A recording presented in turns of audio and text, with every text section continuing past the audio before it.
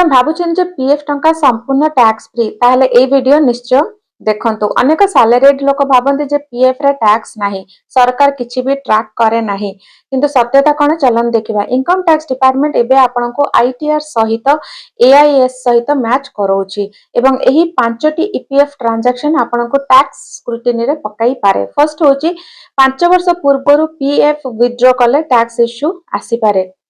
Second, वर्ष को 2.5 लाख ठारू अधिक पीएफ कंट्रीब्यूशन जदि अछि ताले एक्सेस अमाउंट उपरे टैक्स लागि पारे। थर्ड होची जॉब चेंज परे पुराना पीएफ जदि ट्रांसफर न करिसेंती ताले मल्टीपल पीएफ अकाउंट स्क्रूटिनी रे ट्रिगर करि पारे। फोर्थ होची आईटीआर रे पीएफ मेंशन न करिबा, एग्जेम्प्ट भाबिकिना जदि स्किप कले ताहाले प्रॉब्लम हेई पारे। 5 रे होची एआईएस ओ पीएफ रिकॉर्ड्स मिसमैच थिले टैक्स नोटिस आसी पारे।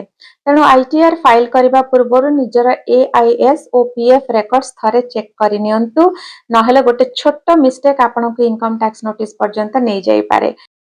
आपण आगरु जानिथिले कि पीएफ मध्ये टैक्स स्क्रूटिनी ट्रिगर करि पारे, यस बा नो लिखंतु कमेंट रे। एबळे फाइनेंस अपडेट पाई किना चैनल को फॉलो करिया को भूलिबेनी। रहूची, जय जगन्नाथ।